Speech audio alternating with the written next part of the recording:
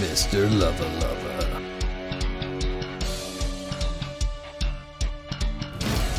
Tomahawk.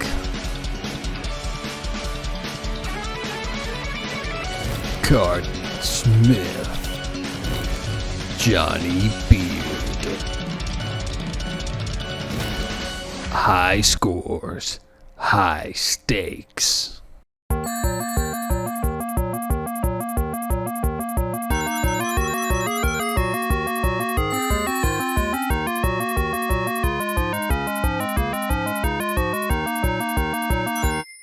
Hope this is not Chris's blood. Hi everybody, and welcome to High Scores, High Stakes Game of the Month Club for March 2026. I'm your host, as always, Mr. Luvva Luvva, and with me is my co-host. Tomahawk here, reporting for duty as the newest, most rookie member of Stars possible. How are we doing, Luvva? Good to see you. Very well, very well, very well. And the eagle-eyed viewers, or people who are watching the video version of this, will notice this man over here. He is not my brother. He is not related to me at all. Our beards are similar, but it is Johnny Beard. How are you, Johnny, mate? Welcome in. Well, thanks for having me. I'm well. How are you guys doing? Good, good. Excited to have you. I'm really, really excited to be talking Resident Evil with, well, in my humblest opinion, the Resident Evil speedrunner of the century, if his social medias are to be believed, at least anyway. maybe in randomizers, yes. painting you in a lovely light here, Johnny. Thank you. Yeah. Not original playthroughs, but yeah, randomizers. I've got a bit of a knack for sure. Oh, very good. You're a braver man than me, to be quite honest. A braver man than me doing randomizers in this year. But yes, we are High Scores, High Stakes. We are the internet's only competitive PlayStation podcast where myself, Tomahawk, and our other host, Cardinal Smith, compete against one another in a PlayStation Gaming Challenge League table. Wherever we could pick a game and play a challenge in that game. Winner gets 1 point. The winner gets 3 points. Second place gets 2 points. Third place gets 1 point. Whoever's topped the league after 12 weeks wins the coveted High Scores, High Stakes Cup. And the last Monday of every month, like today, for example, is our Game of the Month Club, where we pick a game, play it throughout the month, and then come back here and deep dive review the ever-living life out of it. And as Tomahawk has already alluded, today, well, I was going to say today is a special day, but that isn't exactly true. This week is a very important week in Resident Evil history because it is the 30th anniversary, almost to the date, Tomahawk, of Resident Evil. Because by my memory, this originally released on the PlayStation 1 on March 22nd, 1996. Indeed, so it's good synergy, if nothing else. Almost to the date. But yeah, we are going to be spending the next hour deep dive reviewing the life out of this game. But before we get into the deep dive review, let me ask you, Tomahawk, as we always do for these things, your history with Resident Evil. Tell me about it. Too young to play originally. I will state that. I was very much my cousin had Resident Evil 2, all the originals on the PS1, and his idea of fun would be that he got to be Chris Redfield and run around and shoot us, and made all of his younger cousins be like zombies and lickers and stuff, and he would run around and be the cool guy. So ours took on like a meta approach to went beyond the disc. But my first proper experience with Resident Evil was Resident Evil Remake when it came out on the GameCube. I think I picked that up, and that's where I started sort of collecting all of the games that I was too young to play at the time, and I think I've just been hooked ever since, really. But Resident Evil 1, I think even particularly the remake, has a very special place in my heart for the horror genre and where I am now with that horror journey. Okay, cool. Johnny, two-barreled question for you. Okay. Well, what do you do on the internet? Where can people find you? So get that out now. And then once you're done with that, tell me your history with Resident Evil. Double-barreled, bang. So what do I do? Oh goodness me. I am a content creator. I'm a streamer. I stream mostly on Twitch, Johnny_Beard over there, but I'm also got my own podcast called Streamer Stories, where we talk to different streamers, different content creators about their gaming history. You know, what games they played as a kid growing up, their all-time favorite games, and how that journey into video gaming then shaped their content creation journey, basically. So that's something else I do. I've done a lot of charity work as well. So we mentioned the speedrunning and the Biorand randomizers. So we've raised a lot of money for Mind, the mental health charity, doing that. So that's me in a nutshell in that respect. And a lovely segue into that. Then so my history of Resident Evil. I mean, I was late into the video gaming scene. I didn't get my PlayStation until about 1999. And I saw video games, generally speaking, from like 97, 98. Seeing the Sega Mega Drive and seeing the PlayStation. I say a friend / bully's house. One of those people that you got to have in your street. Yeah. You know, he was a friend, but he was also beating me up. So, after some Mega Drive stuff, he then got me his PlayStation. He went, look at this. I was like, oh my God, this is such an upgrade. And he had Crash Bandicoot, and he had Rage Racer, and he had Resident Evil 1. And he put Resident Evil 1 in, and we were breaking it. Oh my God, what's this? And then we were just wobbling but getting through it, and then it was the dog smashing through the window, and I was like, yeah, I've got to turn it off. And then I was like, Mum, I've got to get my own PlayStation. So then in 99 I got it, and I got Resident Evil 2, and I couldn't even leave the first street. I was screwed. I was just terrified of Resident Evil back in the day, and then eventually plucked up the courage, and as the kids say, I got good, and finally got there, you know, with the games. So yes, I love that. Yeah, my history of Resident Evil is I'm a day oneer, so I was way too young to buy the original Resident Evil, and I remember our Extravision wouldn't even allow us to rent it. So we had to pay like one of the older kids in the street like £1. Can you go in like this idea of like, it's good to know that in cultures that people will, you know, pay older people to buy them alcohol from the off license. Yeah, cigarettes, cigarettes and alcohol. But you were like, I need to rent this game, but I'm too young to do it. Can you do it for me? Pretty much, yeah. That's exactly how it worked. I could pay him £1. If memory serves me right, it was like £1. And he was like, I'll go get it for you. And sure enough, he did. In this economy, come on.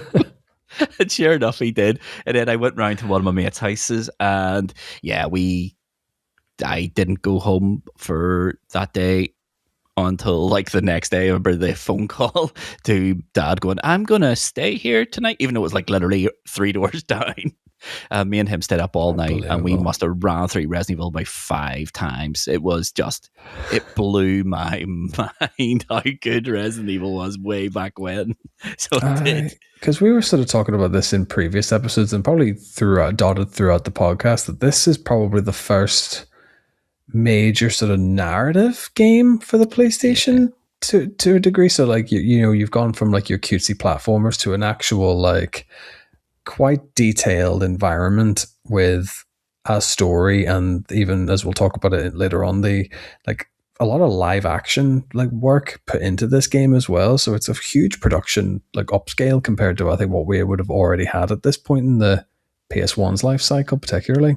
Yeah, it's definitely the first game I really remember that. Like, I know RPGs existed and they all had like great stories, but reading text on a screen is completely different to seeing a story play out in front of your eyes, like it does in Resident Evil. And don't get me wrong, there's not much in Resident Evil, but it was the first time I remembered. It was, I think I've said this before in podcasts, it is the first game I remember playing where it felt like, video games can be for like adults, a mature audience, rather than just kids. But that was my experience with it. I think I played Resident Evil. We rented it that weekend. I didn't go home that weekend until Sunday night when The Simpsons was on, and then me and my mate went halfers and bought Resident Evil. But again, we had to get the same kid in to go buy it for. And you have it Monday, Wednesday, Friday. He takes it Tuesday, Thursday, Saturday.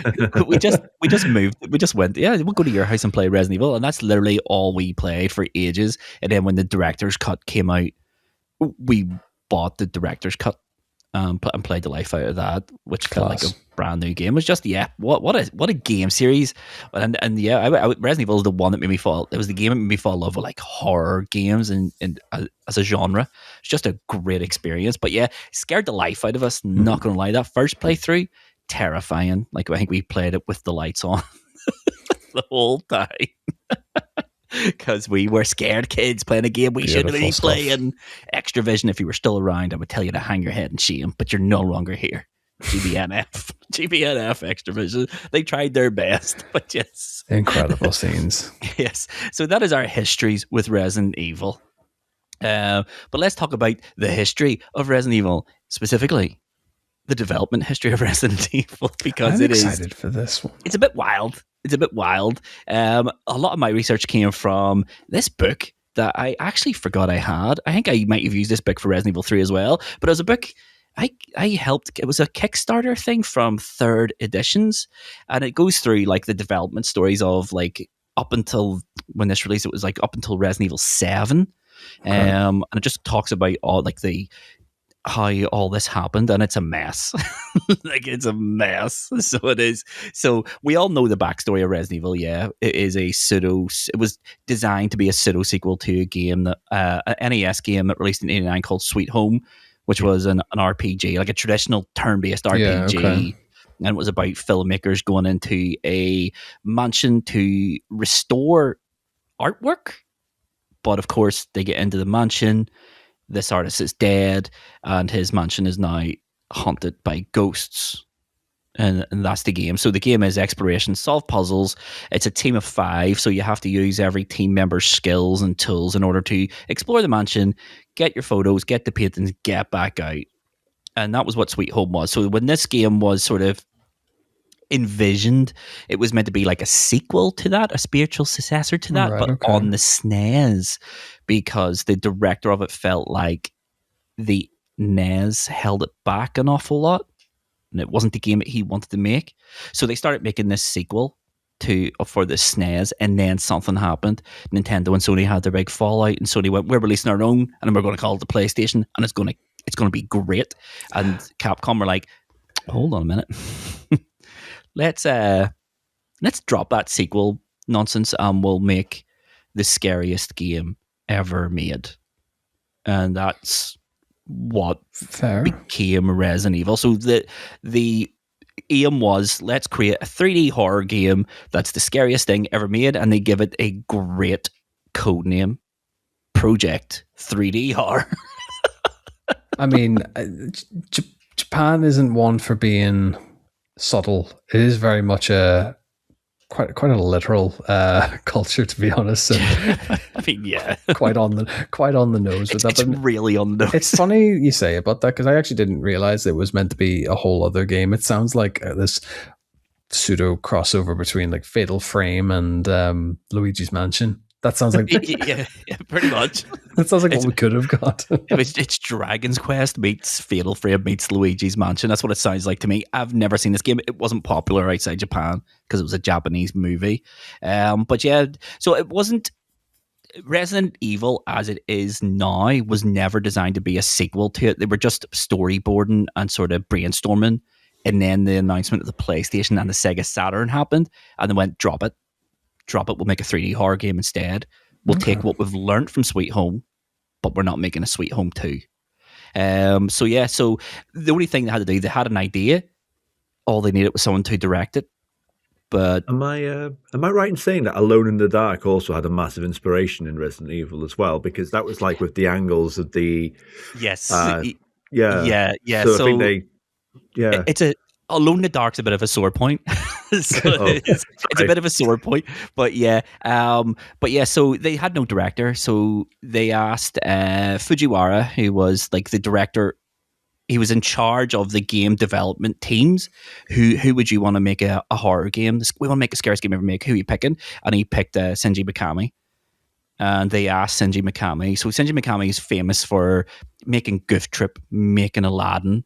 That was his 2 big games, and he made I think it was a Casper game on the Game Boy as well. So he wasn't known for making scary games, and that's because Shinji Mikami he doesn't like being scared. doesn't really like the horror genre, and Fujiwara was like, he is perfect. He is perfect for it because if he's scared of everything, and someone who's scared of nothing cannot be expected to scare other people. And then they asked him, and he was like, "Oh hell yeah, I'm doing this.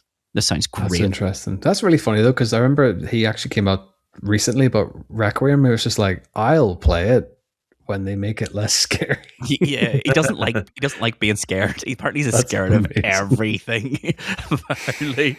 But yeah, so they started designing a game, because it was on new hardware. He had this idea of, let's make a first person horror game, and they started making like a fully polygonal 3D horror game. But quickly he became nervous because one, they Capcom had never really made a 3D game. They lacked expertise. The cost of it was going to be far too high. It would never be greenlit by Capcom. And he was just worried. He's like, what if the PlayStation can't do what Sony's saying to it? So he ran on the presumption that the PlayStation was going to be 50% as powerful as what Sony were saying to everyone. So he was like, is this going to work? So they made a prototype, showed it to the bosses at Capcom. Capcom were like, no, this isn't going to work. Not enough enemies on screen. Graphics aren't detailed enough, doesn't run very well, doesn't look very good, and most importantly, it's not scary at all. Can it? And that's what he did. So he went back to the drawing board. But apparently when he went into the team and went, yeah, see all the stuff we've done, we're not doing it anymore. We're binning it all. Apparently the team were livid and petitioned to the bosses to sack Mikami. And Wow. because he had the seal of approval from Fujiwara, they were like, no, wise up. This guy's got it. This guy's got the sauce. You just have to trust him. And then that's where Alone in the Dark comes into it. Right. He's like, well, we can't make this. I don't know how strong a PlayStation's going to be. How can we save system resources and sort of make the game we want? And then he played Alone in the Dark and went, oh, these camera angles, these have the sauce. And the thing about this thing is, he was asked about Alone in the Dark. Did you play Alone in the Dark? Have you ever played Alone in the Dark? Did Alone in the Dark influence Resident Evil in any way? And after the release of Resident Evil, he always denied it. He says, nope, I've never heard of Alone in the Dark. What's Alone in the Dark? And it wasn't until 2014 in an interview with a French magazine called Le Monde. Fine, you got me, I admit it. He's like, yeah, I did. I played it. I really liked the idea of the fixed camera angles. It solved every issue we were having with Resident Evil. And yeah, I was inspired by it. So people think he was inspired by, I think when people think Alone in the Dark, I think they think Alone in the Dark 2, which was the Return of Jack, I think it's called, but it's in a mansion, a haunted mansion. Yeah. And they think they got the idea from the mansion from Alone in the Dark. That's not true, but the fixed camera angles is certainly true. So they started playing around with, what do you call them, pre-rendered backgrounds, and they realized that it saved like so much system resources and give them more polygons to play with. So they had the idea of, can we have two player characters on screen all the time? Can this be a co-op adventure, basically? Not co-op as in two player, but can there be the player character and the support character all the time?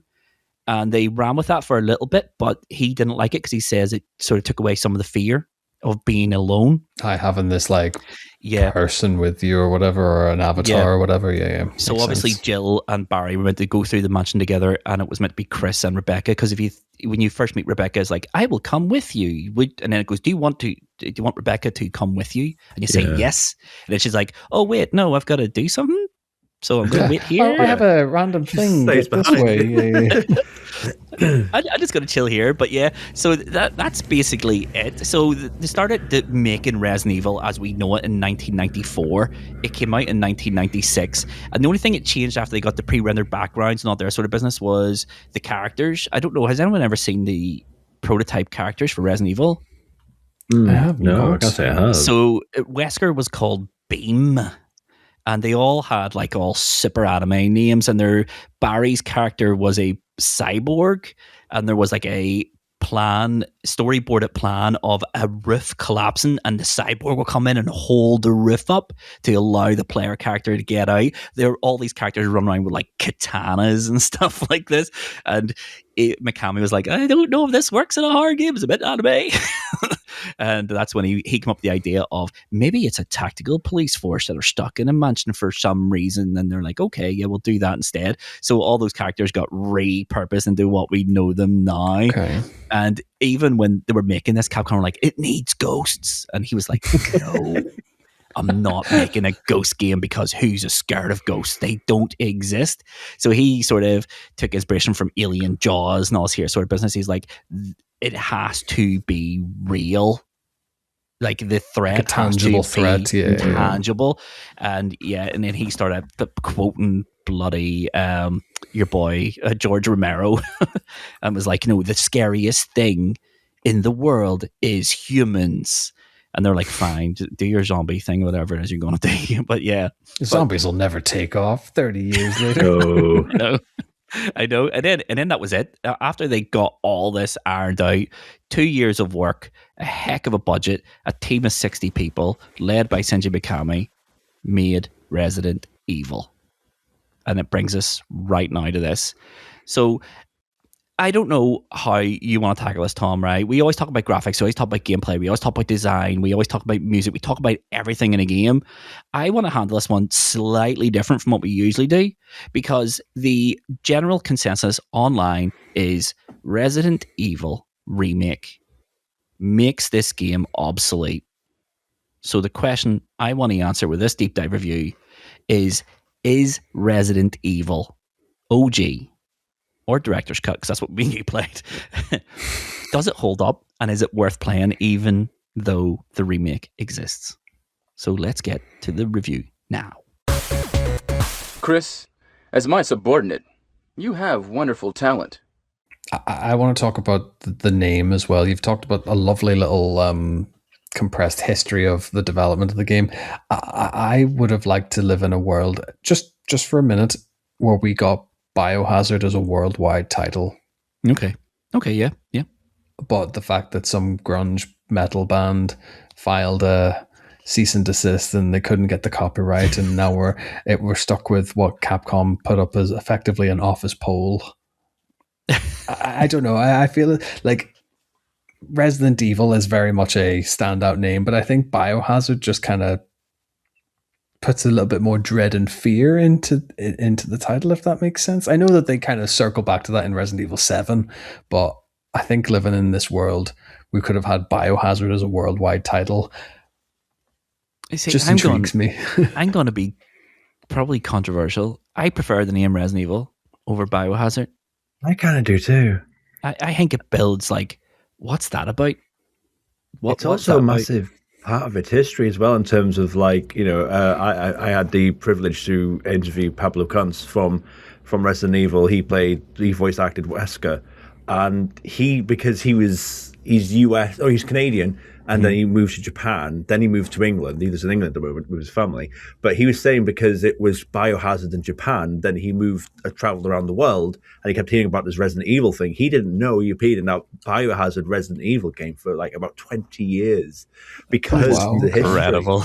It is insane when you think about it, because if it was Biohazard and transcended around the world as Biohazard, he probably would have known, but he didn't know that he appeared in that weird Japanese game for many years as this massive franchise.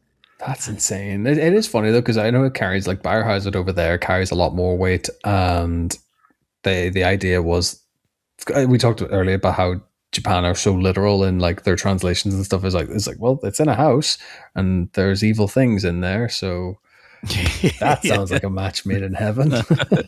Don't bring in the money. Don't go into that residence. Making it rain. It's like the same thing. Like, I think Capcom do trust their employees quite an awful lot, especially when it came to like how they designed Leon in later games and stuff. They just went, right, girls, we need a sexy man to lead the franchise. Yeah.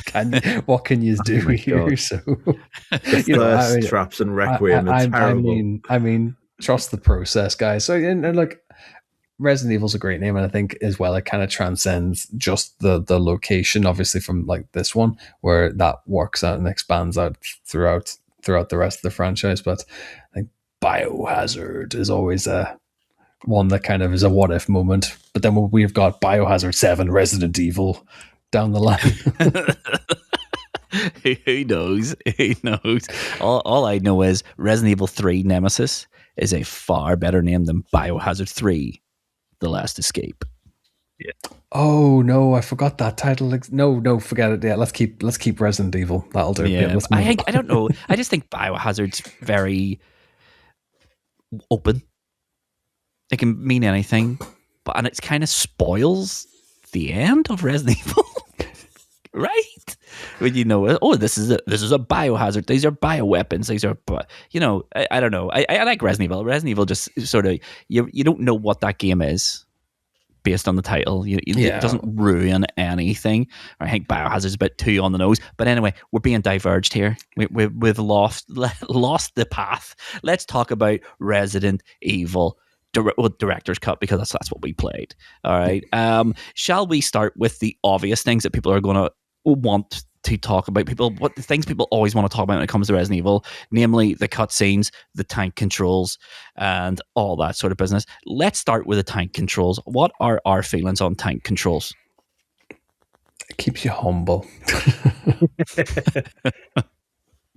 Very much. I like tank controls. Yeah, I do love them. I feel like it's one of those things. It's so funny. I think I saw it coming around actually, around again as a meme on the internet, because Reckham's come out. So everyone's now looking back on the old games, and they're going, "How the heck did these people play these tank controls?" But it was just the style. It was just the norm, and I still prefer it. Like I love that my up button takes me upwards. Can I just say? Is I'm like, whoa, with an analog stick. Yes. I'm not saying I prefer it. I get used to both, I suppose. So yeah, I think I prefer, for fixed camera games, I think it's the best solution to the obvious issue, which is what do you do when the camera changes? We've all played games with fixed camera angles that don't use tank controls. I'm thinking Alone in the Dark, the new Nightmare, didn't use tank controls, and you had things like nightmare creatures and stuff like that, where as soon as the camera changed, you were running back, and it just doesn't work. Whereas, I don't know, as you said, Johnny, it was like the mid-90s were a wild west, where games designers were still trying to come to grips with how the heck is 3D meant to work. And I don't know. I think that some people will say that the tank controls in this game were purposefully made to disempower the player. I can't find any evidence to back that up.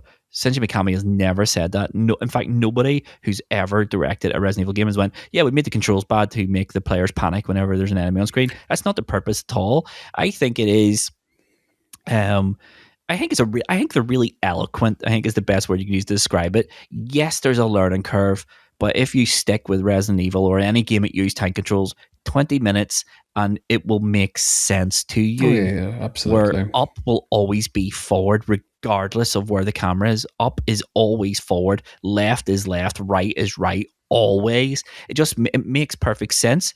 And it solves so many problems for Resident Evil's design, namely the camera changes, but also the moving around, because a lot of the enemies, not all of them, but a lot of the enemies are stuck to the same movement rules as you are. The only two I can think of that don't, well, three, spiders, hunters, and yawn are the only three that aren't constrained by the same movement rules as you. And I don't know. I really like them. What I like most about them, though, is there's no option other than them.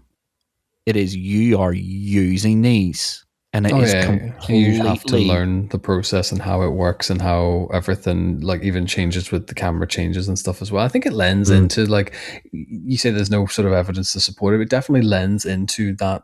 Like, I always think tank controls and fixed cameras as there's synonymous to horror, survival horror. So I just think accident or happy coincidence.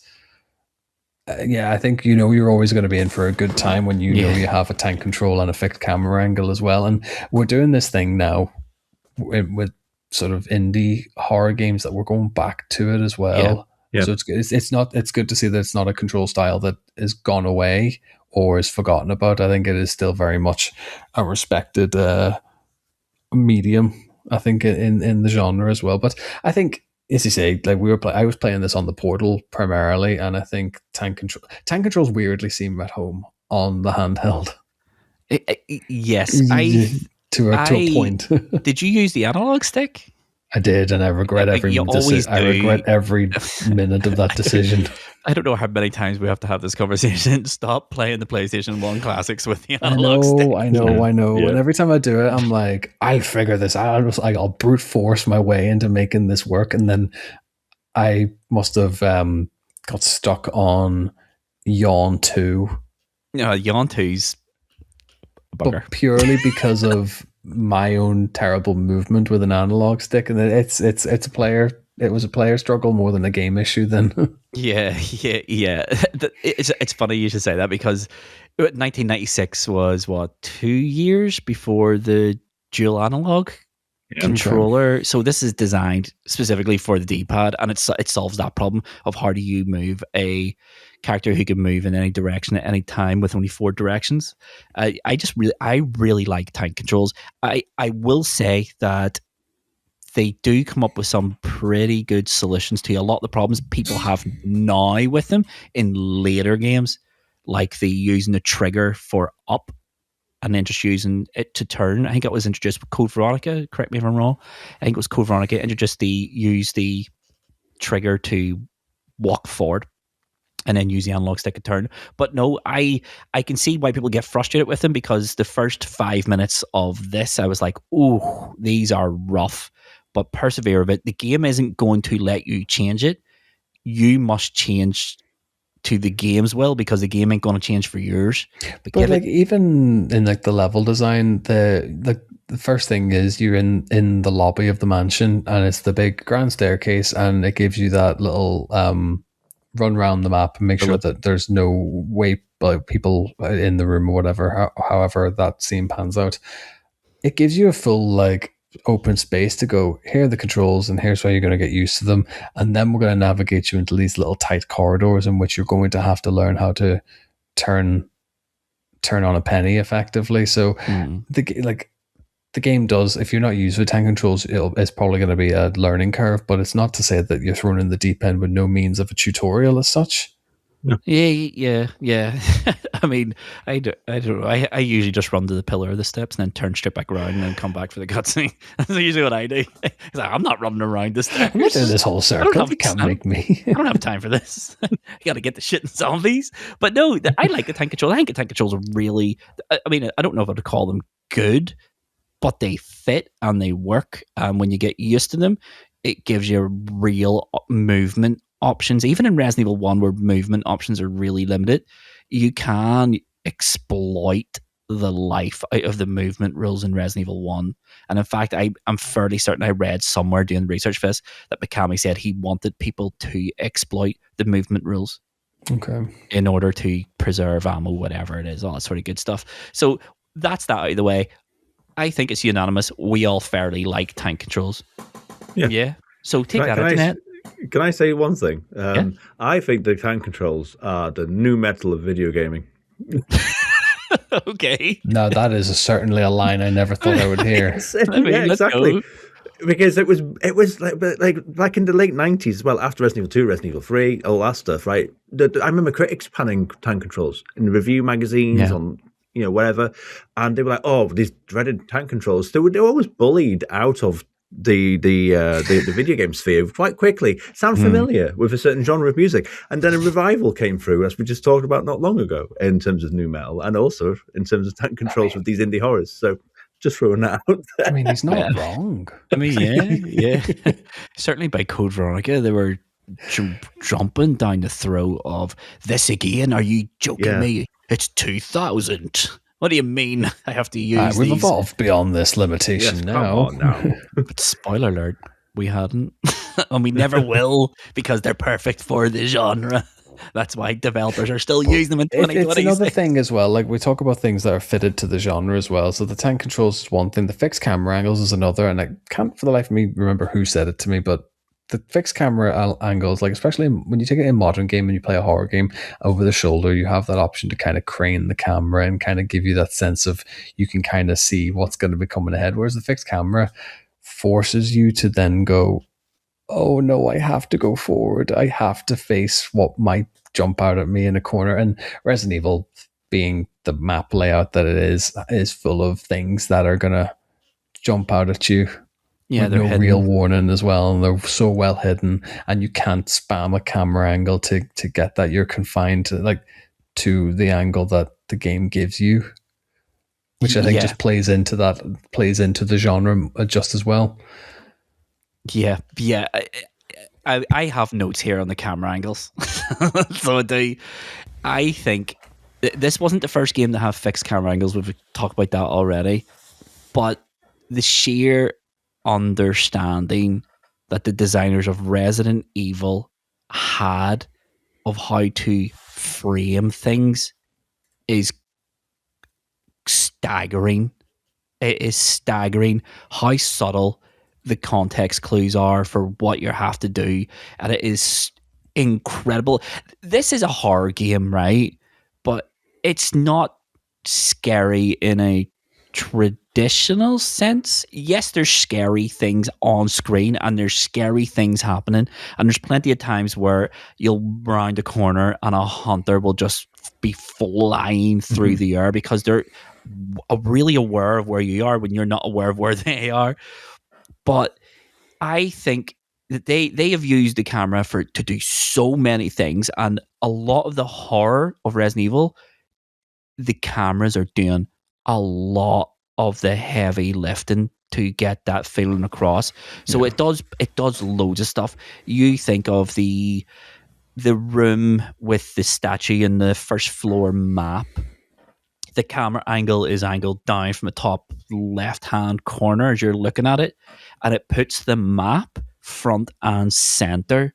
So it's subtly communicating to the player, you might want to pick this up. Yeah. And it does that repeatedly throughout the game. When you go in, before you get to the garden, you have to push this. You see steps, you walk into the room, you see steps, and like, what do I need those steps for? There's nothing here.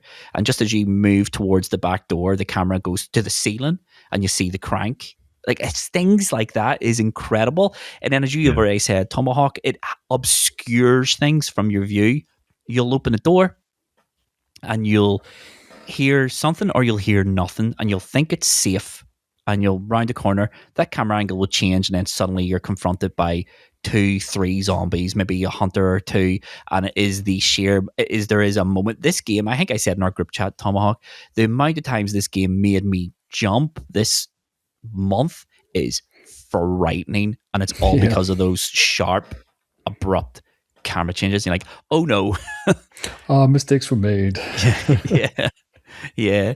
I think the camera angles, I think for what they are and what they do, the understanding Mikami and the development team had is just incredible. Yeah, no, you have to appreciate that it's a limitation thing at the time, but it allows them to pack so much detail into the scenes as well. And they've worked the space so well, and they create the dread and they create the fear so well with not knowing how that camera's going to change as well.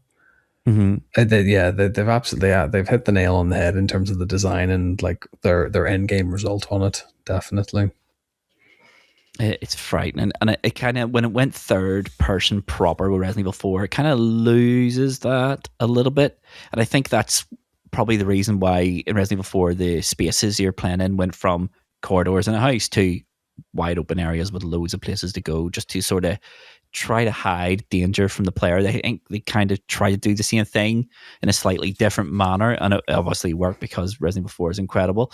But yeah, no, the camera angles are just incredible. I know the director's cut gets a bit of a raw deal from some people on the internet because they don't like the new camera angles, because there's lots of times when you go through the dining room second floor into the next corridor, the first camera angle is very tight to the player and you can't see much, but you can hear the zombies walking. And when you come back there from the guardhouse, there's a hunter just right behind the door, basically. That's why that camera is there. But for the first half of the game, it's just a really bizarre camera option. It's a bizarre choice in that moment, but when it makes sense, it becomes presented later on, and you're like, oh, actually, that you don't realize that at the moment. You're just too busy being jumped by a hunter. But hindsight, you can appreciate why they did it. When you've got like your film brain on, you do appreciate why some of the angles are being used, even if like that is not being executed in the moment. Then, yeah, and it's so powerful. It is so powerful. What is also so powerful in this, gentlemen, it's the cutscenes. They are every single one of them's an absolute winner. It's an absolute winner. So it is. Let's talk about the cutscenes. Let's talk about the voice acting. Let's talk about everything to do with them, because I don't know about you boys, but it just gives Resident Evil an incredible tone that's maybe at odds of it's probably at odds with itself at certain points of the story.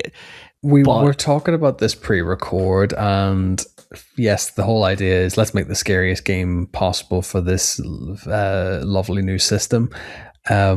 We then, as we said before record, it was like, did they kind of forget that they needed to put dialogue and stuff to this? And I think maybe it's just a victim of the time, and it's very 90s. It's very like cheesy. It's a bit over the top at times as well. But even in later titles of Resident Evil, they play into that as well. It's very pantomime, nearly, in some of their character types, Wesker particularly. But even like the Stars members, VT and stuff as well, all the characters, it just, the production of it looks very thrown together. But I think that they're just kind of told, why are we doing this? What are we doing this for at the time? I think I vaguely remember reading somewhere that when it came to the voice acting, they were just given the script with zero context of what was actually going on in the game at the point in time these conversations were happening. So I think they may have been lacking some context. There are a lot of things, but I don't know. I wouldn't describe them as good. Like no, it's early doors. It's like 90s. Like I remember last year when we had Evan Saba on talking about Resident Evil, it's like that. I think by then they'd kind of got a vibe that there's going to be a scene in exchange and how it's going to be like they'll do a proper table read. Whereas in this, I think they just go, you don't know how the first game's ever going to go. So do you just, because obviously like even the Japanese dubs will just be very matter of fact delivery. Whereas I think when you have a European or like a rest of the world translation to it, how do you sell context? Yeah, whereas I think we're looking at some of the lines, and Chris Redfield's going to get a really bad rap by the end of this episode now, because his dialogue is just like, well, X, Y, and Z, really, but it's such a generic delivery. But I love Chris's lines. Chris has got some of the best lines.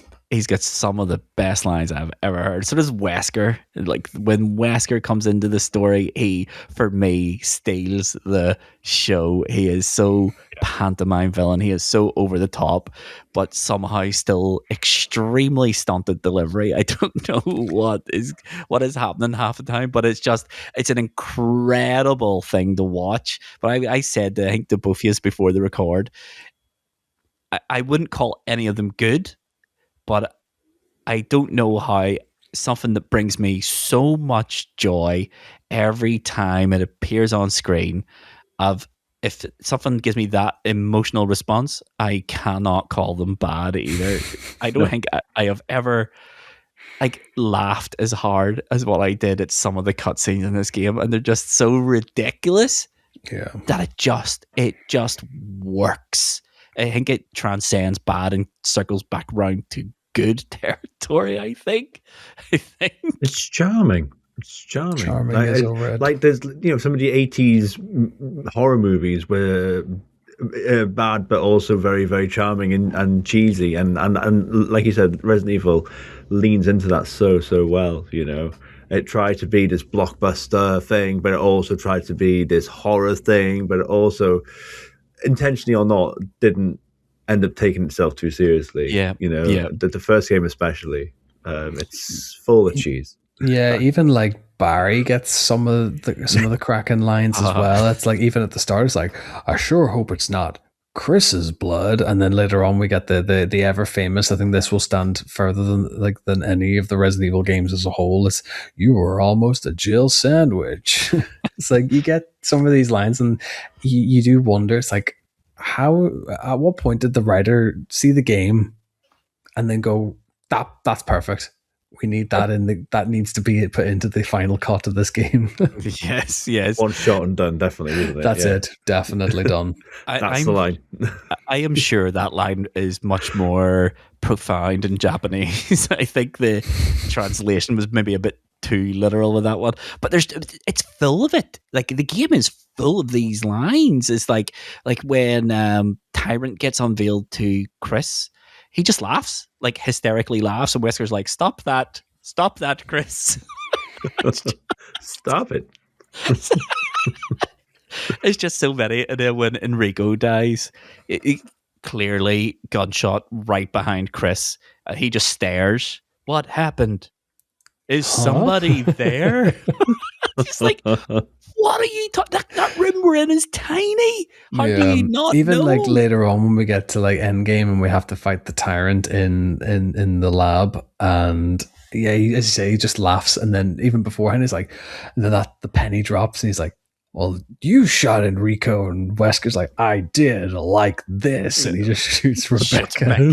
Just like, it's so cool. It is so cool. But oh man, Wesker is so good in this game. He's just ridiculous. I think, as you say, the dialogue is so cheesy, but it's cheesy in of the time that movies and TV shows and all that kind of stuff was going on. So fair play. The delivery isn't great, but as you say, it's done in no context to what is on screen. It's just the line delivered. But I think it plays into that charm of what they were achieving. I think the dialogue, I think the visuals at the time, and like the story that they're telling with like your visual clues and your notes around the house, I think that is taking precedent more than like the voice acting, because obviously like voice acting in a game is at this point, it's very early doors, and it's very to the depth that they're doing it in this first Resident Evil, at least anyway, it's very new to the gaming industry. Yeah, it's extremely new. I think the only games I remember before Resident Evil that had dialogue were the FMV games, and I think Myst and like the Seventh Guest and stuff like that.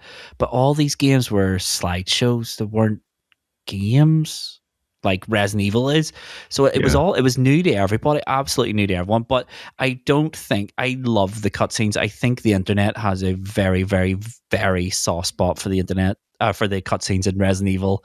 And I think for good reason. I think it's a horror game. I think it's a very effective horror game, just not in your traditional sense of it being very scary. Like a Silent Hill is terrifying all the time. But just the fact that these things just come in and sort of lift the mood of the player a little bit and sort of push you on. It was like a lot of things in Resident Evil. It just seems like a very nice mistake. Yeah.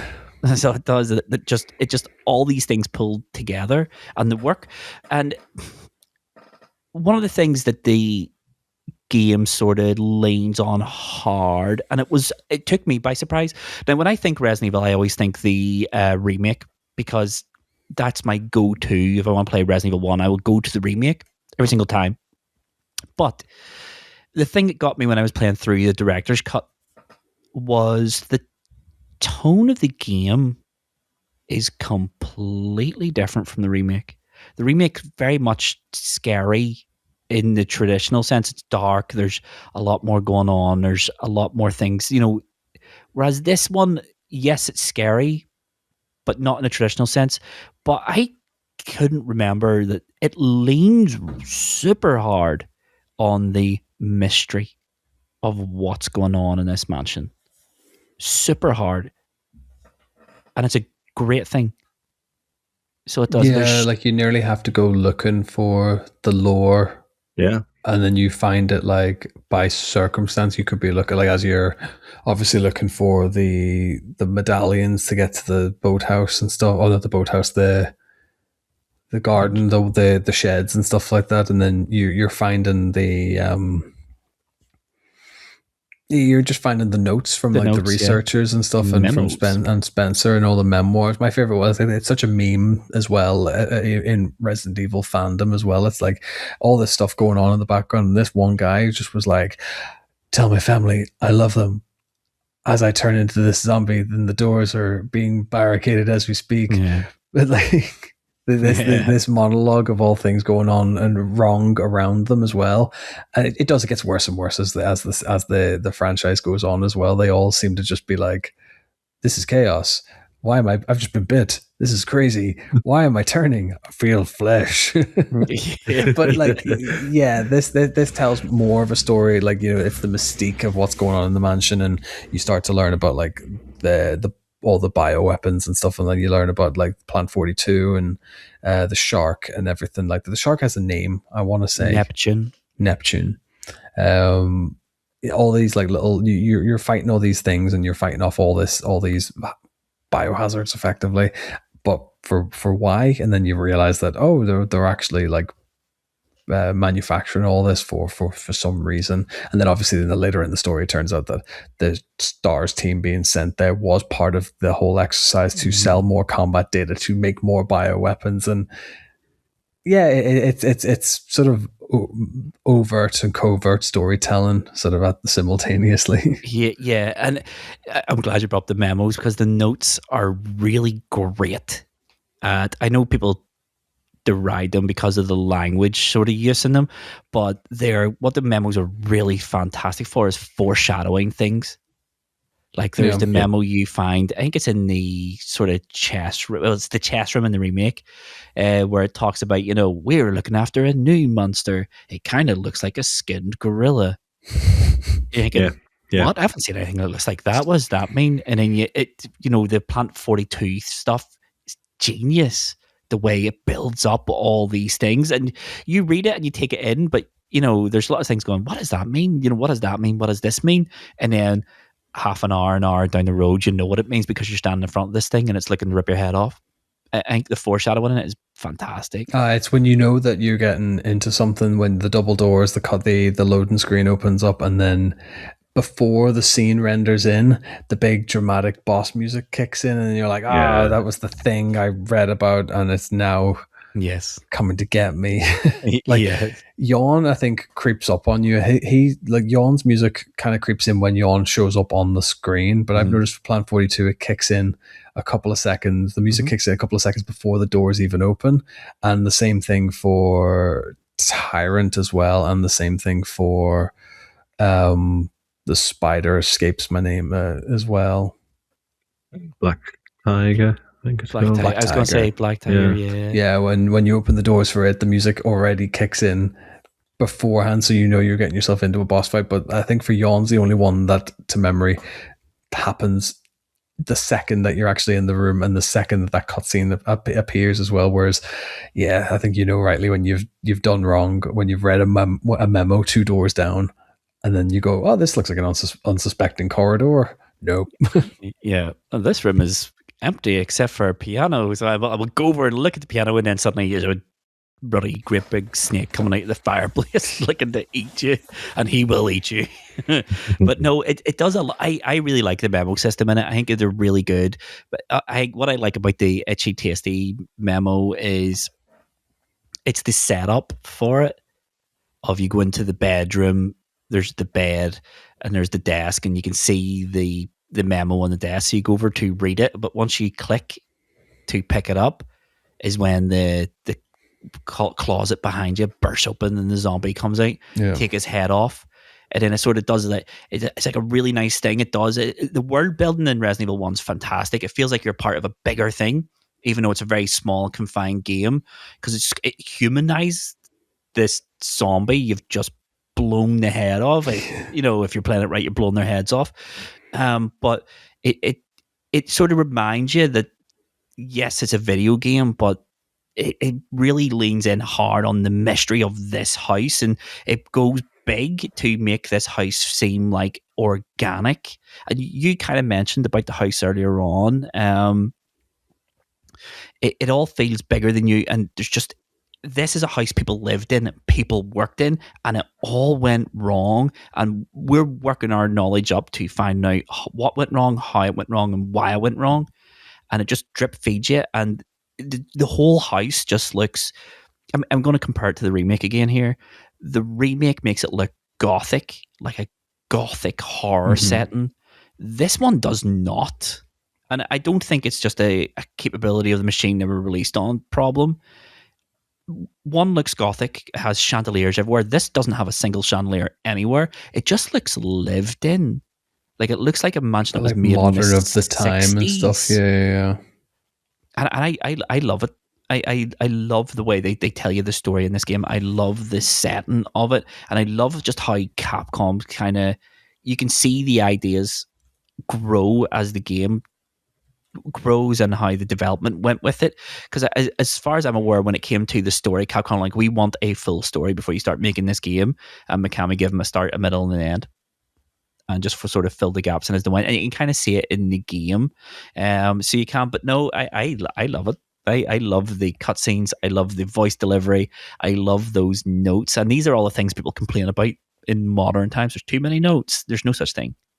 No, not at all. It's good exposition. It's good storytelling, and they do it all the time as well. Well, like even down the line with some of the later, like characters who kind of get like don't get spotlights. Like you get their story in these small little notes and stuff, and then next thing you know, you've had to like gun them down, and then you're like, oh well, they were a resident and they had a life. And I think like Kendo and stuff in later games and stuff gets a whole like lore around him and stuff based on like notes and everything you find as well. So like it's a good way to give storytelling and additional like, you know, other characters a spotlight without actually having to put gaming resource into them as well.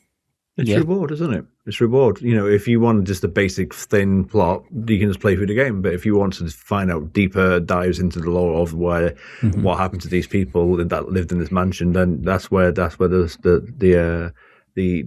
dialogue, these notes are helpful. You know, these files are helpful. So I've always thought it was a great system, really. So did I. I was finishing up with Jill last night, and I was in the library.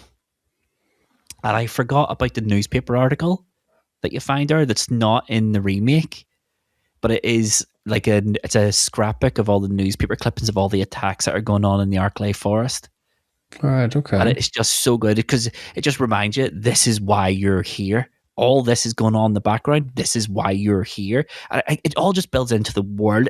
Resident Evil is a weird game because it feels huge despite the fact you're in 3 different locations the entirety of the game, but it just feels way bigger than what it was, and it just is a testament to the design of the game completely, and it's a testament to just the work that Mikami and all the people who made Resident Evil put into it. Let's talk about the design of the game, because I think this is where the magic happens with Resident Evil. I've said at the start, people say that because the remake exists, you don't need to play this. It has made this version obsolete. I can't remember who said it, but someone said it that a remake or whatever of any sort of art material should never supersede the original. The original should still be relevant. I think the design of Resident Evil makes sure that the director's cut and the original are still relevant and still should be played by people today. Because the design of the game is incredible. It is effectively a Metroidvania before Metroidvania was a thing.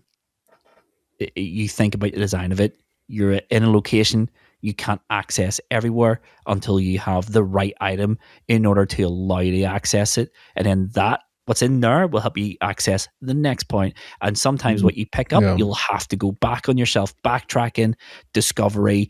I think just wandering around and looking for things is really important in Resident Evil, especially if you're playing it badly. It's more important if you're playing it badly than if you're playing it well. But it is a Metroidvania, basically.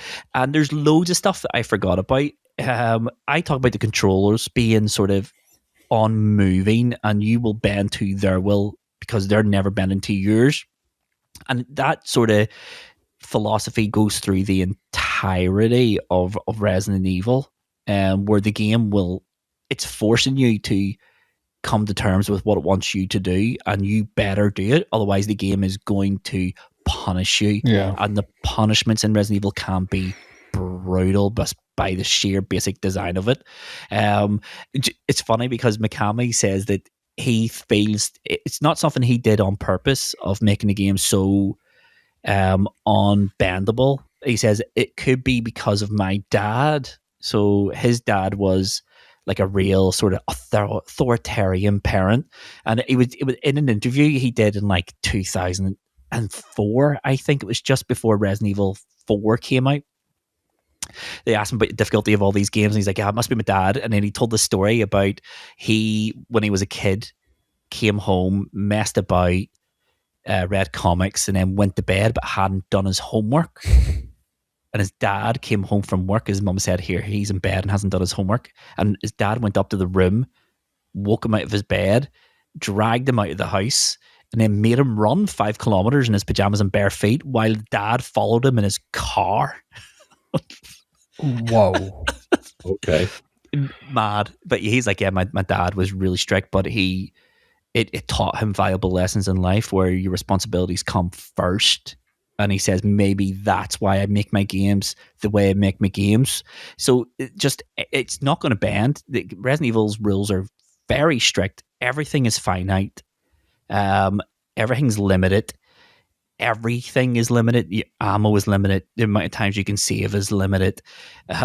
Everything. Healing items are limited. Everything is, even your inventory space as your characters. So obviously 2 playable characters here, Jill and Chris. Jill's a bit more lenient. She has 8 spaces for items. Chris has 6. But basically the game is telling you this is what you can carry, this is what you can use, but using every decision you make in this game has consequences. Yeah. And it's up to you to live with those consequences. So consequences can be anything. You want that wee shiny item behind that enemy, you give us your bullets and you can have that item. And if that item is a small key and you're Jill, well, you just made a bad decision. Get over it. I move on. Like, you have to accept the choice that you've made. I know that, like, you played with ink ribbons. I played with save states because I knew you save scummed it. I know I save scummed it. I know I don't feel good about it, but I kind of wanted to, like, I have this incredible thing about when I play the portal and I forget about it. I just set it down, and then obviously the portal times you out and then knocks you back. So if I don't save scum, I would have still been in the mansion lobby effectively. 2 months playing the game. So not the point. Yeah, you have to commit to what you're like, because it can be a long track between the next save room and where you need to be for your objective as well. So I found in several, I think I talked to you even the other day, I was like, I forgot the books, the Doom books. Yeah, to get into the facility. Medals, and I basically sat at the fountain and went, I've got the second book, and it was like, why do I have, where's Doom Book 1? I went, it's in the office. And then I had to remember, then I was like, I'll just go back and then go under the bridge and I'll drop into and I was like, nope, I've raised the water and I've diverted the waterfall, so I can't go that way. So, like, we talk about the level design and how you need to kind of circumvent it, go A to B via Z to get where you need to go. Sometimes, but the game does this incredible thing where if you are resource savvy, if you will, you can just cut these paths through the maze is effectively what all the Resident Evil layouts are, and it's a genius way to play the game. And then when you complete that section, you open up the maze and as a grander scheme. But yeah, I think if you're not proficient in where you're going or what you're doing and the choices that you have made, you're going to struggle and do an awful lot. Find yourself doing an awful lot of backtracking. Yeah, you're going to struggle with Resident Evil anyway. It's just the design of the game is friction everywhere. Like, I've read my notes here, and it's just like, to me, the design philosophy here is everything revolves around making a choice, living with the consequences, trading items or health with the game, and then preparing yourself for what's coming up ahead of yourself. Sometimes you'll know what's coming up ahead because you've been there and died. And it all comes down to proper preparation, making good choices, or living with the consequences of them. But the game is brutal. If you want something, the game expects something in return. And that could be health, it could be your time, or it could be bullets, or it could be all three. Most of the time it's going to be all three, especially when you're learning the game and stuff like that. But it is just a great, great, great, timeless piece of game design. Nothing good ever comes easy, as they say. But no, I think the gameplay in this is fantastic. So it is. I know it stood the test of time for 3 iterations. Obviously, they like switched it up for 4 and for 5, and we'll not talk about 6. But then they kind of, because of 6, they knew they had to sort of go back to what they knew. Mm-hmm. And then with 7, 8, and to parts with 9 as well, they went back to that claustrophobic level design with, you know, this inability to look at where you're going or foresee where you're going to go. Like, yes, they moved on with the times without the fixed camera, but without the fixed camera, we got the first person aspect as well. So yeah, like you can see where they've started off with, and how they've been able to adapt and improve, and then even be able to harken back to as well. Been brilliant. Like, yeah. But all that all together is scary. You know, if you know you're going down a corridor full of hunters, you have minimal health, but you know at the bottom there's a herb, and you need to get there. It's terrifying. It is terrifying. This is what I'm talking about when it says about Resident Evil not having it's not a traditional horror where there's scary things. It's just the consequences of your actions and your decision making that led you to this point can be terrifying. And as you said, you just can't, if you're not playing the game with save states, you're playing the game with ink ribbons. Like, I know when I went through as Chris, I didn't save very liberally. So there was one point where I was so low on health, and I think it was after Yawn 2, you know, just so low on health. I knew where I had health items, and I knew that I need to go outside to go into the underground tunnels here. I'm going to die there because it's going to be crawling with hunters. So I need to get to those healing items that I know are in the greenhouse. Yeah. And that was terrifying. That is terrifying. And I did consider save scumming it. I didn't. But I was like, I'll live with the consequence. If this is a wrong decision, you're a real gamer. Yeah, I will live with it. I will live with the consequence of my action. The consequences were about 2 hours of progress was on the line. And I'm telling you right now, that is one of the most tense gameplay experiences I've ever had in a 30-year-old game. It's mad. It's mad. I mean, that in a nutshell is the survival horror genre, isn't it? And let's be honest, Resident Evil, where they didn't invent horror, but they definitely invented the survival horror trope, and that is still used today, you know, in so many different ways, shapes, and forms. And it is that resource management. It is that risk versus reward of, like, do I get those items? Can I risk it against this evil, terrible monster that's in front of me? That type of thing. It really did, you know, from such an early point in 1996, 97, you know, really, really drill home, like, well, what are you going to do about it? You know, are you going to get it or not? You know, do you want to save the bullets? Do you want to get the healing item? What are you going to do? It challenges you, doesn't it? It does. It's so good. It's brilliant, but all the decisions make you curious, because, you know, when you go into the sub basement and there's 2 zombies eating a doctor on the ground. Now, if you don't run past them, they don't notice you. But I don't know about you, Steve, but I was like, I wonder if that body has anything useful. Is anything worth? Yeah. So I will admit I did just stand over the top, because unless you stand physically in their hitbox, they'll still not notice you. So you could stand as close as humanly possible without actually being in their field of vision, and you just shotgun, aim down, blow them both up. Yeah, and then nothing there. It's nothing. It's not worth. It's not worth the game. Your shell. That's the game going. Yeah, it was a the original decision. equivalent of opening a drawer in Resident Evil 7 or Requiem and getting nothing. There's nothing in here. I think in Resident Evil 9, just on a side tangent, I don't think any drawer actually holds an item, even in casual play. I think the drawers are just for show. Rolls. But that's the joy of Resident Evil, because its level design is so open. It's more open as Jill as what it is Chris. There's let's talk about this. There's lots of differences between Jill and Chris, like tons more than I remember. In fact, so storylines is essentially the same, but some of the big changes are Chris constantly bumps into Rebecca, or can run into Rebecca if in your first meeting she says, "Can I come with you?" and you say yes. Then she'll bump into you outside Yon's room, and she'll save you there. She'll bump into you at Plant 42, and she'll bump into you in the smoking room where you have to save her, and you'll bump into her in the underground labs as well. Yeah. If you say no to her in that first meeting, she's nowhere. She just never appears. That's really interesting, that because in like the gameplay loop, like you fight Plant 42, it captures Chris, then you have to go to Rebecca to synthesize the antidote.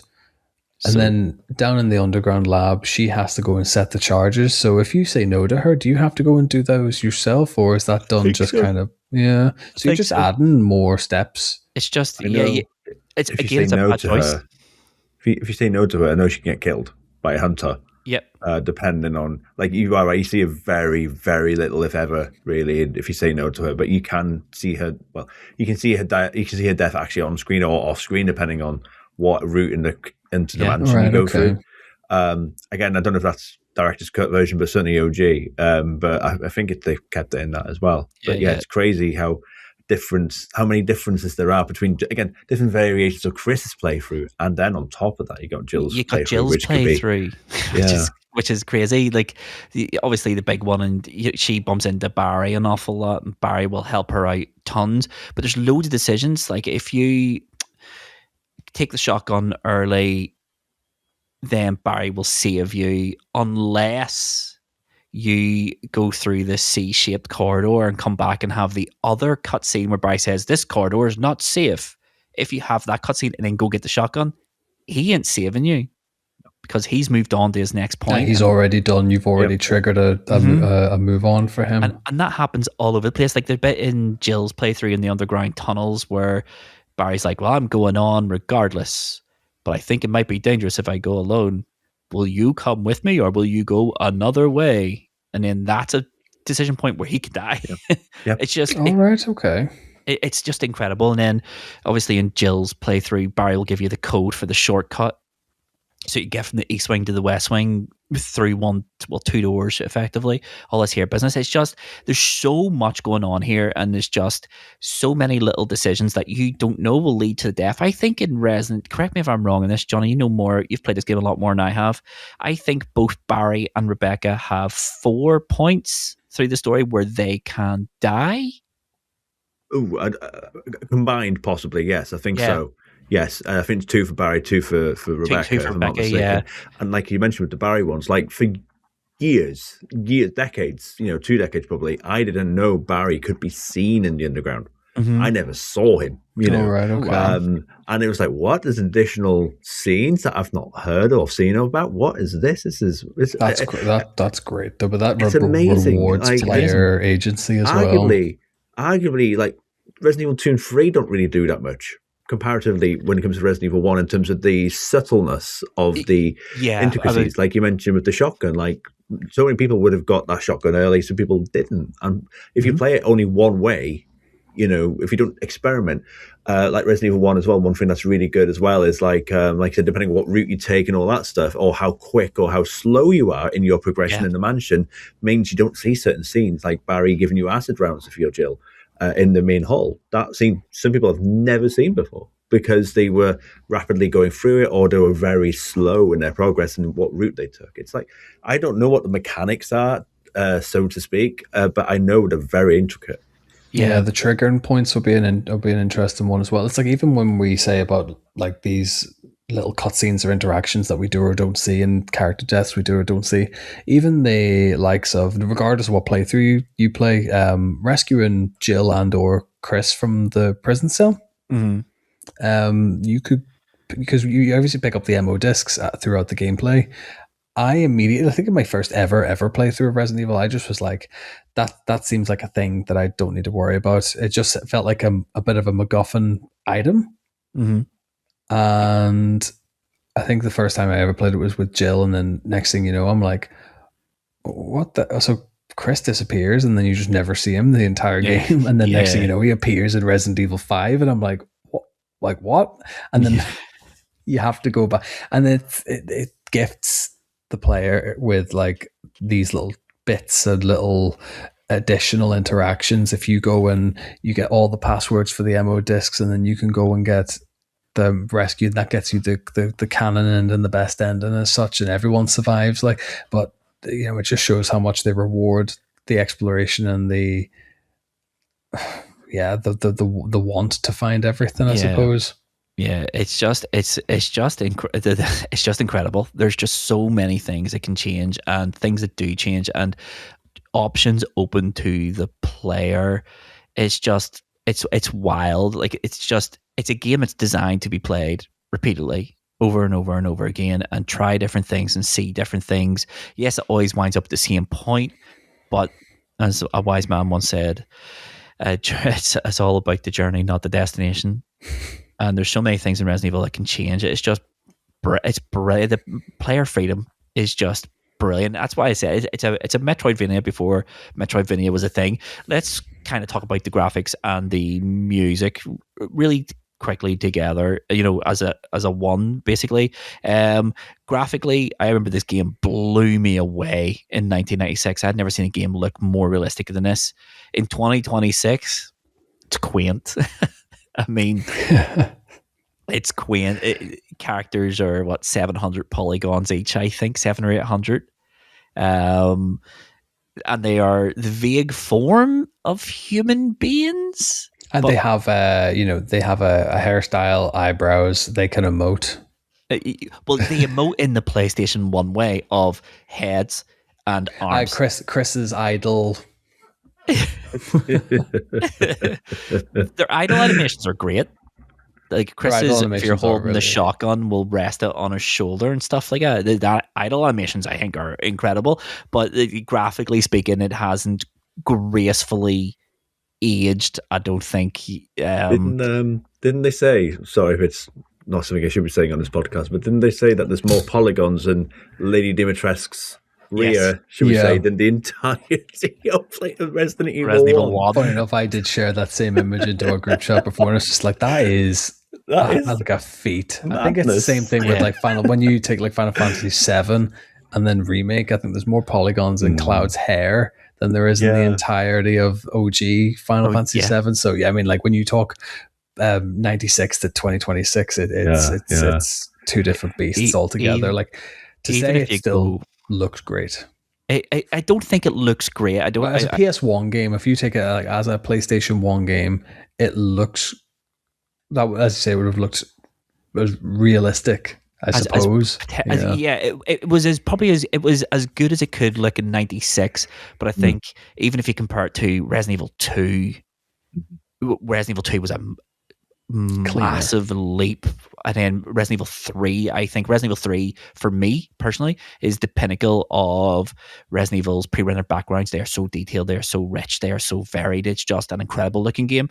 Resident Evil 1 is quaint, and even if you think they're between remake and this game, 6 years, and they're not even on the same planet when it comes to visuals.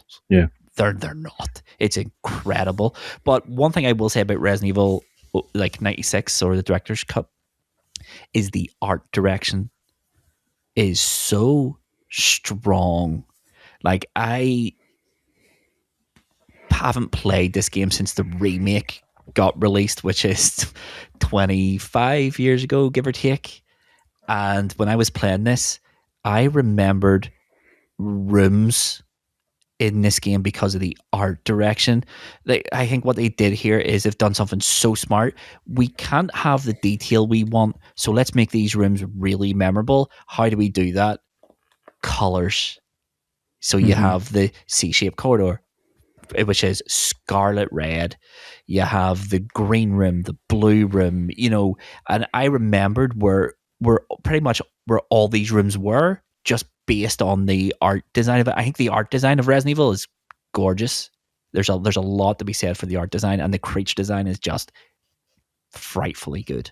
Yeah, I think even when like the creature design, the first time you see the hunter, the first time the zombie turns around as well, like you've just got those like real striking moments. Mm-hmm. Even like the it's the POV from the hunter where you Yes. come through the corridor as well, and it's like on the ceiling and it kind of slithers about as well. It's I think they knew exactly what they were cooking with in '96. Yeah. One thing I will say about I think that the standout cutscene is Taz, the turnaround zombie. But I think the hunter one, where it chases you, you can see it coming the route you've just taken. But what I love about that cutscene is they obviously had to abide by their loading screen rules. So this hunter is like jumping over like elevators and stuff like this, and then when it gets to the door, opens it really politely. Yeah. It has to do the door load animation too, just like the rest of us. I gotta eat. I gotta kill. But first, I just open this door. just I gonna don't do want to do this any real damage. but I think the art design's incredible. And what I really like about it is they were smart about it because I know Shinji Mikami wanted everything in the environment that was interactable to be fully 3D model, but they couldn't do it because of limited system resources. So what that little shine on surfaces when there's something that you want to pick up, I think it's genius. I think it's a genius thing. So the music as well. Let's talk about the music. I think the music here is fantastic. Mhm. Like the official Yep. soundtrack is crazy. I've picked out a few themes that I loved in this game. The first one's obviously the save room theme, which is just fantastic. So iconic. No, It is so safe. You walk in that door and it's so calm and so relaxing, and it makes you feel safe. But it also has that little, like, it's like a siren sound that comes in every now and again. And that is just kind of, to me anyway, it kind of feels like the game was just reminding you, you're safe for now, but you're Yeah. still, this everything outside of this room will want to kill you. everything's going to kill you. Yeah. I love it. I also picked out the Plant 42 theme. I think I absolutely banged. It was just a great piece of music. And then the Wesker cutscene in the gatehouse, in the guardhouse, sorry, you know when he tells you to go back to the house just to double check it, is just brilliant. In fact, most of his cutscenes have like similar music, and it's just the game kind of like, it's Something's just up with him, like because the music is slightly off, and you're aware that it's slightly off, and it's sort of trying to allude to the fact there's something. But Captain off. Wesker's a good guy. He wears sunglasses indoors. I could trust him. Yeah, I just love it. I just love the whole package of this game. I think graphically it's aged, obviously, but the direction of the graphics, the music. What about you, Johnny? Any standout tracks? I mean, you got the mansion music, but I love that when you go back to the mansion music, it's just even more creepy. Like, that's such a lovely subtle tone change, and I'm like, no, this ain't good. You know, like you mentioned, the Metroidvania aspect, going back to the mansion is absolute genius. And fine, it's resource management in terms of the game content, trying to keep it, the disc as packed as possible, but what they did with the time and the music in this case was absolutely exceptional. That comes to mind. I love the music you get when you meet Rebecca. That's lovely. Really sweet music, so those stand out. And like you said, the save room music. So yeah. Can I just shout out the final credits song? Yeah, good, really good shout. Yeah, when it played, I was like, "This sounds like Sonic the Hedgehog." Sounds like, is it Crush 40? Is that what you call the Sonic the Hedgehog band? It's just like it's just incredible. It's not as good as Resident Evil 2's credit song, I will say that, but it's mighty close. But no, the music in this game, it just adds so much to the experience. It can scare you when it wants. It can make you feel safe when you want. I think Rebecca's a great shout. Her theme's brilliant. The theme when you meet Jill in the jail cell at the end as well, it's a great wee tune as well. It's just, there's so much about this game I think to really like, but I'm just looking at our record time. We have been talking, mostly me, to be fair. Even the stars, like who the Stars team is music, where it's like Chris Redfield, and it's like this stuff with the bass. funky bass in the background. It's like it's so out of place. But I suppose for like introducing the Stars team, because you've got like it's Chris, Rebecca, Jill, Wesker, Barry, and one more. I can't remember. There's another Stars member anyway, but it's just. And then all the transitions, just the flame going. Whoomph. Yeah. it's so cheese, but it seems so out of place that they had to find a way to market the Stars team and who they were and outside of the polygons. I think just banging music all around, and I think even all of the creatures all have their own unique pieces of music as well. And I think they just have hit the nail on the head in every aspect, really. Yeah. It is a somewhat relic of the past, but it's just what an experience Resident Evil 1, even in 2026, what an experience it is to have.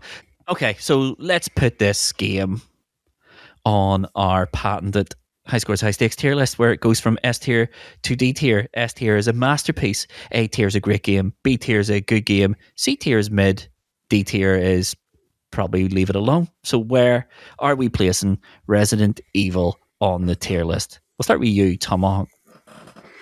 I think, taking into account, I'm going to do it from where we are to where we started, what it has done for like the franchise as a whole. It has its problems. It has its problems that are deep rooted in the 90s. That's not its own fault. That is just the time it was released. It's an A tier game. I think without it, you just don't get a load of other survival horror games. You don't get like these imitations that we do love and appreciate and stuff. But without Resident Evil 1 and without the success of Resident Evil 1, we just don't get 30 years of this wonderful franchise. Yeah. It's bare bones of what it so even by 2 and 3 for the PlayStation 1 standards as well, like those two games are just leaps and bounds from where it started, but it's a great jumping off point, and it's not perfect, but I think for those rough around the edges parts kind of add to its charm. But it sits firmly for me. It's an A tier game for me. Yeah. Johnny?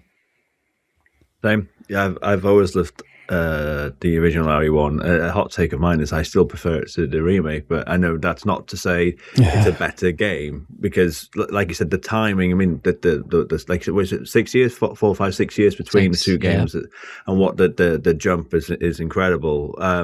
But back in '96, there was nothing like Resident Evil. Simply put, it brought forward so many things, and I still love playing it. I do, yes, think it has dated somewhat. Of course it has, but for its time, for its impact, for its legacy, in what it really started, in literally its own genre of survival horror, it's an absolute icon of a game, and I still play it, obviously, as a randomizer today. So yeah, for me, a solid day. It's not the best in the franchise. It was going to get better, but what a start! What a start! Yeah. I think I agree with you. I mean, I know I would want to give this an S tier. I think it's very, very. It's within touch and distance of being an absolute masterpiece. For me, Resident Evil is a game of it's got two sides to it. On one side, it's dated graphically, in particular, is probably its big sort of sticking point. But in other aspects, it hasn't aged a day. I think the game design, the map design, the creature design, all the choices you make. It's a game that was swinging for the fences and absolutely knocked it out of the park. But in context of 2026, we know where this franchise goes. Even on the PlayStation 1, this isn't the best game in its franchise on PlayStation 1. But it's the one that started it all. Yeah. It's the one that made the rule book. And the rule book is that Resident Evil wrote in 1996 is still the rule book we follow 30 years later. Exactly. When I think survival horror, I think of everything Resident Evil did, and every other game that called itself survival horror better do the same things Resident Evil was doing. And that's just, it is the ruler that I use for every other survival horror. And for me, it's a legacy. But yeah, I can't give it an S tier as much as I would love to, because this is a game I haven't played in 20 odd years, and I am going to play it when we stop recording, because I have loved every single second I have spent with Resident Evil Director's Cut. But yeah, I'm like, it's a laugh. You talk about how maybe does it hold up in comparison to the remake. It's Capcom. Yes, it absolutely does. But Capcom are doing this wonderful thing now, and this is why we're getting all the remakes, is so they can like shore up the canon. Yes. Because obviously they're double downing on how good the story is and how good the expanded world is and the expanded universe that they've created. So like the little ropey bits that we've sort of laughed and tee-heed at in the record here today, when we do eventually see a remake of RE1, that will just firm everything up even more. But I think you have to appreciate the origin as well as, you know. Yeah, I really hope that's not what Capcom are trying to do with Resident Evil. Because if they're trying to shore up the canon, then they are dropping the ball massively, because Resident Evil 2, the A scenario and B scenarios, do not make sense, canonically speaking. It's the same things happening at two different times. Doesn't make sense. Yeah. At all. True. At all. I don't think Resident Evil needs a remake. It's already got the gold standard remake. I didn't want to talk about Resident Evil this or the remake. You've kind of alluded to it there, Tomahawk. Johnny, you've kind of alluded to it too. I said at the start, I think the original stands up in 2026 massively. So I think it's as playable now as whatever it was. I don't think it's a better game than remake, but I think they're doing two very, very, very different things within the same framework. The tone's completely different. Obviously, the layout's different. A lot of the stuff they wanted to put into Resident Evil that was cut is now being put back into the remake. But there's just so many distinct differences between the two games. They feel like two different games. It was almost as if Resident Evil remake could be a sequel to this, if that makes sense. Like a pseudo kind of sequel rather than the same game. But yeah. What do you think? Which one do you prefer? I prefer I prefer remake, I think, but I think I prefer remake, but again, it's respect the origin, respect its original form, and know that they've taken new limitations and they've been able to adapt and improve and make a few subtle changes that maybe just weren't available at the time. So I think we've kind of got like a director's cut 2.0 with the remake. Really, that's how I feels in my head. It's a good way of putting it. Yeah. So cut. I prefer the original, but I know I'm in a minority when I speak to people, Resident Evil fans in the community, talking about it, and I totally respect what the remake did. It is an incredible remake, arguably one of the best remakes of a game ever made. It's simply put. Maybe it's just a softness for me because I'm a more PlayStation 1, person rather than I was not really a massive GameCube person. I played remake on PC afterwards, and stuff like that. So maybe it's not an emotional attachment. But let's be honest, Resident Evil 1 Director's Cut or Resident Evil 1 was a very somewhat mocked game for its cheese. And I think there's a certain element that Shinji Mikami was probably thinking, you know what? No, if we're going to do this, we need to do this properly. We need to make this the heckin' scariest game we're going to make, and they delivered that. It was such a scary experience. They took all the scariness of the original and then pumped it to 11 and then added other stuff into it. So I think it was wonderful what it did. But one of my takes really is I'd love to see Resident Evil 1 either version in the RE engine. I really would love to see that because there are unfortunately now fans of the games now that won't touch the remake, never mind the original, because of the tank controls and all that stuff, which we've all covered. And I think the claustrophobicness of the mansion would be so wonderful to see in I think in like current times. An RE engine Resident Evil 1 remake with a Jill playthrough in first person could just elevate it to a whole other level of scary. I know that like she's a cop and she knows exactly, like she's trained for sort of that kind of stuff, but I think when you take that, if you take those, like that C-shaped corridor for instance, in a first person narrative with zombie, you maybe put the beefed up zombies like that, with the speed of the zombies that you maybe get in 2 and 3 and stuff in that Spencer mansion, I think you create a bloody one, you could create a new scary intro point to the series, especially for the newer fans, as you say, who won't go back and play the remakes or won't play the originals because of whatever reason. But I think we're fast going that way, where we're going to have all the mainline games remade, really, and I think it's a case of when, not if. The last thing I want to see personally is a remake of 1 in the style of the remake of 2. I don't know why, it just doesn't sit right with me. What I will want to see is a remake of 2 and 3 in the RE engine, but with fixed cameras. There are mods for that, I have seen as well. They're not out yet, but they are being developed. Make that happen. Put the clock tower back in 3, please, while we're at it. But yeah, I think we could talk Resident Evil all night here, gentlemen. We're on the verge of it. Yeah, I just conscious of the time. I think so. What was that? 3 A tiers. 3 A tiers. 3 A tiers. Yeah, I think it's deserved. I think it's. I went into this thinking this isn't going to be. It's not going to lay a glove on the remake. I hold the remake in such high regard. I think it is the single best gaming remake ever, like bar none, hands down. But I could not get over just how close it is for me now after playing it twice, and I'm thinking, is it? I don't know. They're super close to one another. It's just a fantastic game. If you're worried about tank controls, don't be. Just give them a go. Give them half an hour. I guarantee you'll get your head wrapped around tank controls and you'll have an absolute blinder of a time, and learn it on Resident Evil 1 and then work your way through the trilogy. Resident Evil 2 is an easier game than Resident Evil 1. But you need to play both of them to get into Resident Evil 3 because it's absolutely brutally hard.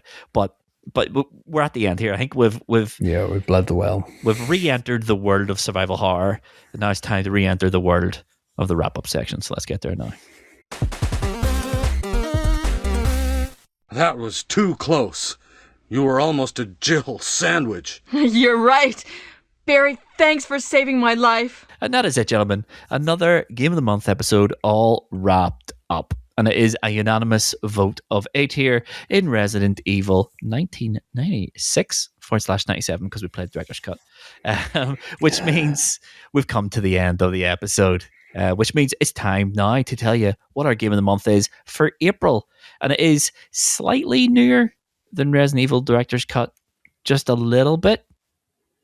Our Game of the Month for 30 April, years newer. Yeah, about 30 years newer. Our Game of the Month for April is going to be Cairn, the mountain climbing game that could probably change your life. But yeah, that's April's Game of the Month. Now that we've announced that, look forward to it. It'll be out the last Monday of April. And we'll just do a quick wee housekeeping here. If you're still here, firstly, thanks very much. If you've been here for a long time, you still haven't given us a star rating on whatever podcast platform you're listening to this on, try do that now for us. 1 star to 5, whatever you think we're worth, that's what we get. If you want to leave a written review, that's even better for us. You can do that now. If you're watching this on YouTube, hit the subscribe button, hit the little bell notification, and make sure you'll never miss an episode from us ever. And if you've done all that and you still haven't shared us with a friend or a family member who you think will like it, hit that share button, or it'll next say you're all listening on your mobile phones, so you've no excuse. Hit the share button, throw it in WhatsApp, and send it to whoever it is you're going to send to.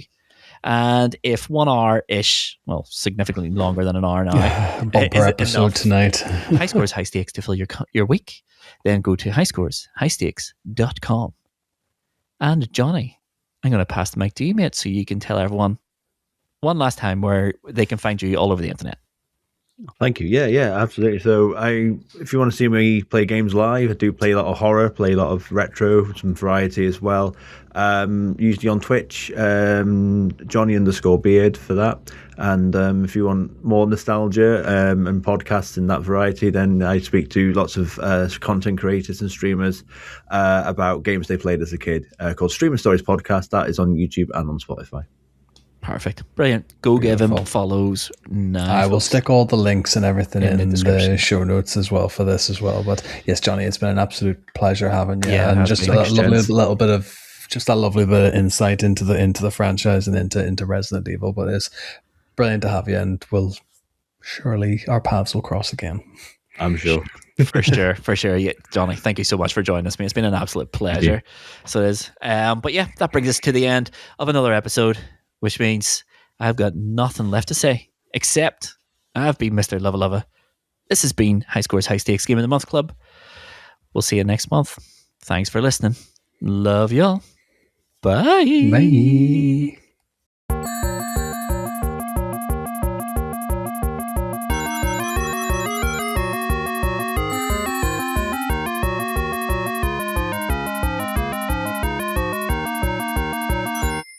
Is that Jill? Is that voice Enrico's?